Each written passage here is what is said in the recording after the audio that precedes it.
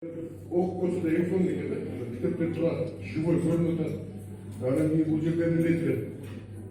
Жаңағы өтіп кеткен адамдарға артынан осы дейміз, бірақ егер де шын дәрежеде қарындашым айтқандай, егер де атаң тірі болса, тағы басқаша көзқараста болатын еді.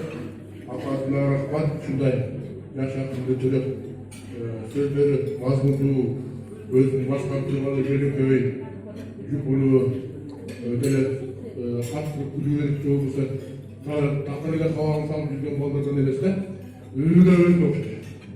Өрігі өзін оқшы. Басқан тұрғандағы да, бұндай жерден орыстан айтқанда, тихо идешь, дальше пойдешь. Анан бұл жігіттің үшінші өтке батқаны біздің үшеуіздің. Біріншіден Масочка дегенде мен үшін екінші жолы болған үшін.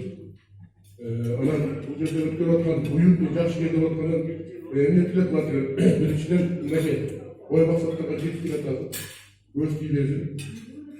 Анан ой мақсаттар менен жазған жырлар өте мазмұнды. Мындайша айтқанда сүйгөгөндү сүйдүре турган, күйгөгөндү күйдүре турган, анан түшүнбөгөндү түшүндүре турган жазған жырлары арқадан ертіп жүреді турган. Ошон үчүн аргы күнү ушундай жигит болгондо биз да сыймыктанабыз. Анан ушул эле нерсе менен токтоп калбастан дагы да алдыга чамдап, алдыга жылайбыз. Карабалта эле эмес, эмки өткөрө турган кече акырында жылып отуруп Бишкекке барып, Бишкектин өтө бир жакшы белгиленген жеринде камералар менен ягын бай ала топ программасы. Бул жагынан караганда өтө батпай калат. Ошол жерде акындар, элим деген чоң акындар ушу балага мен жакшы анализ берейин, ушу балага ушундай дей турган деңгээлде жазып, өзүмдө да жакшы шакирттер чыгарып, өзүм да ошондо эле татык болгонго, анан кийин экөөңүз ушундай жакшынакай жүрүп кийингендерине да окшоп мындай чыкканда кафенин аты Масочка дегенде экөө экен Масочка.